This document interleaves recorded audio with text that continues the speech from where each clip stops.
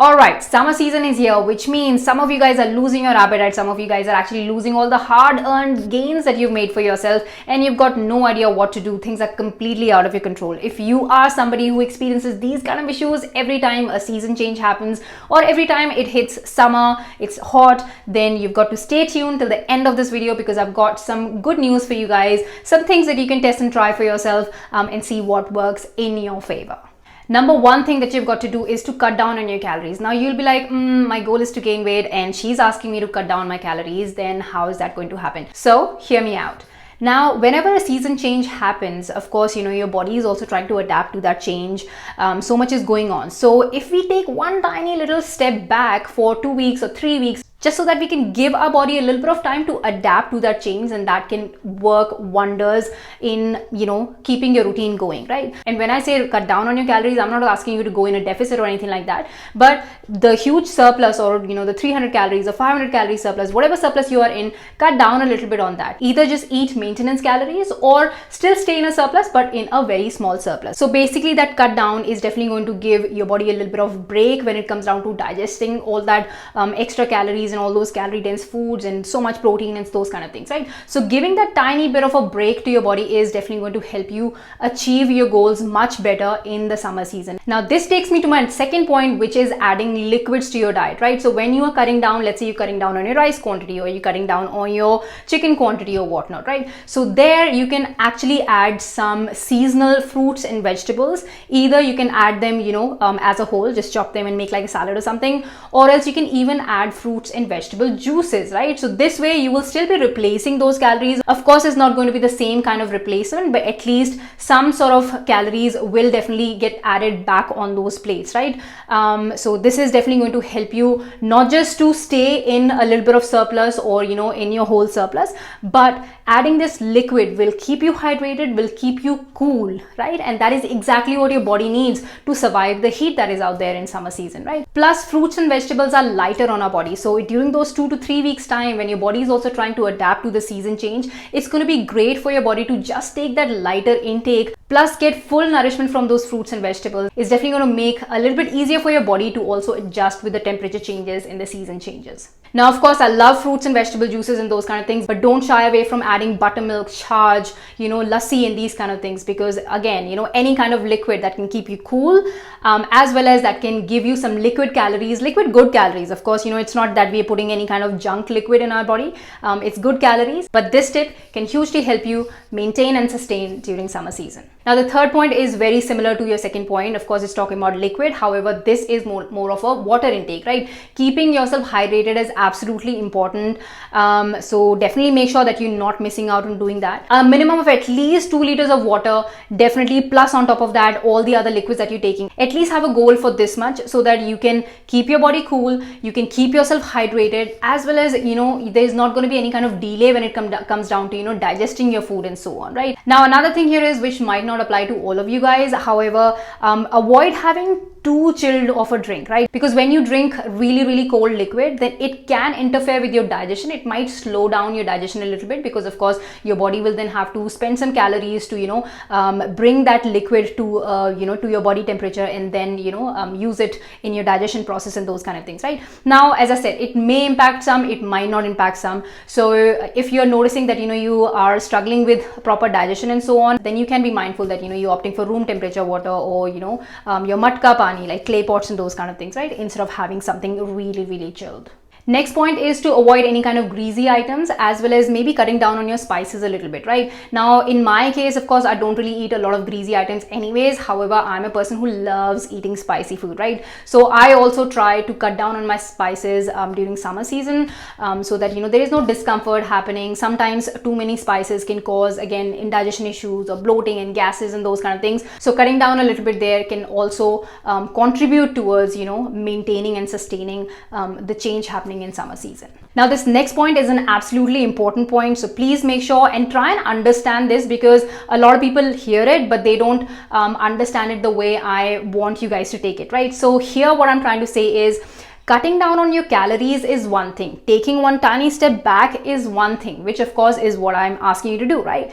But this does not mean you disturb your routine. By routine, I'm talking about, you have a certain time when you eat your breakfast, lunch and dinner. You have certain times when you're consuming your snacks, right? So still maintain that pattern, still eat around the same time, still eat 5 or 6 times whenever, however many times you're currently eating, right? Don't disturb that. Eat less during those times. That is what I'm talking about. I'm not talking about remove your snack. Okay, when I say cut down on your calories, don't just remove one whole snack from your diet, right? Don't do that. Cut down tiny bit from all the plates and reduce your calories that way, right? At least this way you'll be able to maintain that pattern, because that cut down of calories is only happening for 2-3 weeks time, just to give your body a little bit of adaptation time during that season change, right? So please do not make the mistake of disturbing your routine, because then it will become really difficult for you to bounce back into it, right? Now another quick thing that I can mention here is, for example, let's say you had your lunch and you have no appetite whatsoever, let's say for your evening snack, right? So don't just skip it completely. Have a fruit or make some fruit salad, or have something tiny little, but still eat something around that time, so that you are keeping that consistency in your pattern, which means after 2 weeks, when you're ready to incorporate your calorie dense sort of snacks back in your routine, again, make sure that when you reintroduce those dense snacks in your routine, you are still taking it slowly and step by step, and increasing it gradually, instead of just bringing back the whole full quantity of snack from the first week itself. Don't do that. What I'm trying to say is, have something little at that time. Do not just completely eliminate a snack or your meal, because that is going to make your job much harder when it comes down to eating or maintaining or sustaining your appetite during that hot season. And mind you, if you do this, to be honest, it's not just going to help you during that switch every time a season change happens, or every time it hits summer, but I have been that person, where every time it's hot, I'm like losing my appetite and losing my gains and those kind of things. But with this approach, what I've noticed for myself is how much I used to struggle back in the days. Every time a season change happened, I don't struggle as much anymore. The same thing, like, my periods experience have improved after, using all these approaches and living this kind of a lifestyle, right? Used to be a person who would just stay in bed for 7 days just because I had really bad period pain, right? But the experience has changed now. I'm going ahead and training even on the first day of my periods, and I'm like, lifting heavy weights and so on. Same thing with the loss of appetite in summer season. It has reduced a lot. It does not impact as much. Why? Because I'm practicing all these things that I've just said in this video over and over again, which means now my body is very much compatible to it as well, in a way. And I make sure that every time a season change happens, I'm taking one tiny step back, so that it's not impacting hugely on my body, and it's much easier for me to smoothly just continue with my weight gain journey or muscle gain journey, right? So what I'm trying to say here is, then don't take these pointers that I'm telling you for granted. It's not going to bring an overnight change. It's about consistently practicing these, so that eventually you will start noticing that with this approach, everything is improving for good for you, right? So understand them, implement them, but also stay patient with them. And the last 2 tips are actually my personal favorite, and this is something that I personally practice in my life to keep me going. And to be honest, these are not just about season, but they are in general, right? And number one being, we crib too much. We crib way too much. It's hot, oh my god, it's too hot, I can't think, I can't operate, I can't go out, it's too hot, it's too sweaty, this, that. We are like constantly cribbing, complaining. This negativity, or like you're basically like pouring your brain with all this negative stuff, right? And then your brain kind of starts operating the same way, right? It will make you feel sluggish, it will make you feel bad and sad and miserable and all those kind of things, right? So try and avoid that. Season change is something that will always happen. We know that it will happen, right? So instead of hating it, or like complaining about things, or it's too hot and I can't deal with it, or all those kind of things, try and avoid that. Of course, we're humans at the end of the day. We all will complain and crib. That is our nature. But what we can do is we can at least minimize it. We can try taking a better approach, because when you are thinking good here, you will definitely reflect that, your body will reflect that, and which means it's going to be much easier for you to, then function, your regular way. So definitely practice that. Stay a bit more positive no matter what kind of change is out there, nourishing your brain and not just populating it with all the negativity and all the negative thoughts, right? Also, another thing here to kind of be mindful of is the people around you, right? Because maybe you are going to practice this approach of feeling positive, feeling good and all those kind of things, but there might be people around you who are constantly nagging and they're like sharing their negativity with you. So that can also influence you and that can also impact you, right? So you can either try and maintain a distance from them, or another thing, of course, you can impart this knowledge to them and be like, hey, look, season change is meant to happen. Instead of complaining about it, let's just make sure that how to actually operate with it, so that we are still able to get through our day and still feel happy. And the last tip for you guys is, no matter what season is, no matter how your life is going, try and do at least one thing that you personally love, that brings happiness to you.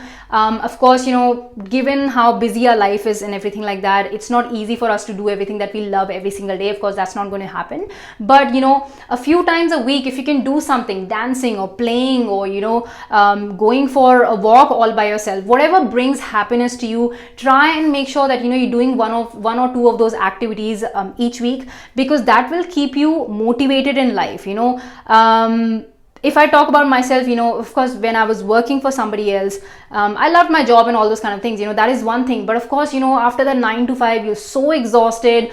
You've had clients who you were just not happy with. So, you have that negativity in your head and all those kind of things.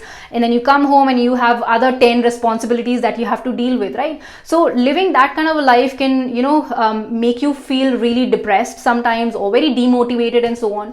But when you have just the one thing to look forward to, that okay, this is my time, and that's the time when you can completely focus on yourself, and that brings joy to you, that will kind of negate all the other feelings that you were having throughout the day, and it will actually make you feel so good, right? So doing that can bring that motivation in you, right? Which will ensure that, with everything that I've just said, you'll be able to stay consistent with that approach. You'll be able to, kind of bring all that together, because only a healthy and happy mind can ensure that all these points that I've just shared, you put them together and make things work for you.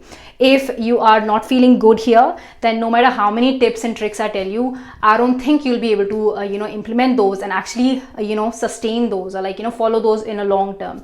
Anyways, you guys, that was it for today's video. I hope you got to learn some stuff. I hope you guys will implement some of these things. As I said, don't just try something for 1 day or 2 days and then give up on that. Practice that consistently for a while and you will see the change happening, right? Nothing works overnight. You have to give it some time and you have to practice that consistently for you to then start experiencing the effects of it, right? So definitely do that and let me know in the comments section below if you have anything particular that you practice during summer season to keep you going, right? Because maybe there are some extra points that you guys do and that can help other people who are also watching this video, right? Anyways, you guys, on that note, stay fit, stay fierce. Bye guys.